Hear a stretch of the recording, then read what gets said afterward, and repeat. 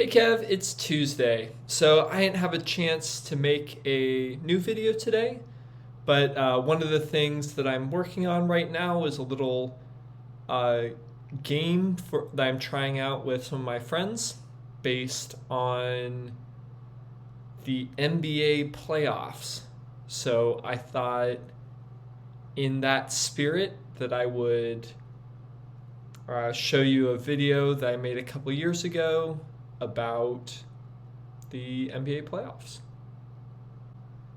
And also the Electoral College. Here you are. The NBA has a parity problem.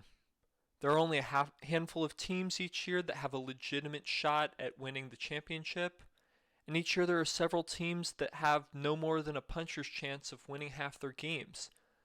This is a problem for the NBA because basketball games are more interesting to watch when the games are close and both teams actually have a chance to win.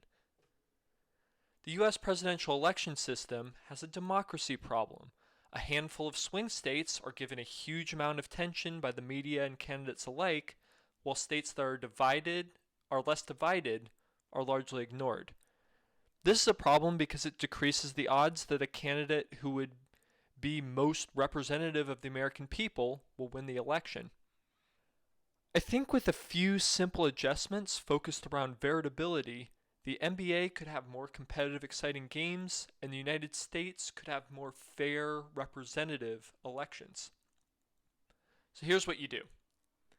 For elections, you award electoral votes to candidates proportionally to their support in each state, rather than going with the winner takes all approach. That way, voters in less divided states will feel like their vote matters more. For basketball, you make each quarter winner takes all, and then if it's tied after 4 quarters, you have a 5-minute overtime. Excitement goes way up at the end of quarters, there's more strategy to coaching decisions, and you give inferior teams a chance to win if they can get hot at the right moments. Large, complex systems that have been around for a long time are very resistant to change. This is mostly because the people with the power to change these systems are incentivized to be very risk averse. It is difficult to account for the full effect a change will have, and there's just so much to lose if a change goes bad. The only time you can expect to see major design adjustments is when the flaws of the system cause major problems that bring about mass public outrage. So the way things are going, I suspect no more than minor changes to the Electoral College until a presidential candidate loses an election with 55+% of the popular vote. As for the NBA, I don't think we'll see much done for parity beyond awarding draft picks, blocking trades, setting salary caps, unless things really start to fall apart.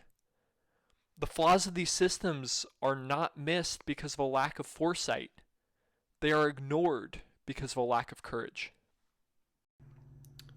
Since I made that video, the NBA made some pretty serious changes that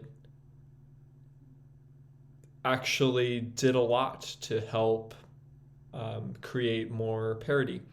Well, as you know, the US Electoral College system is here to stay for the foreseeable future. So you win some, you lose some.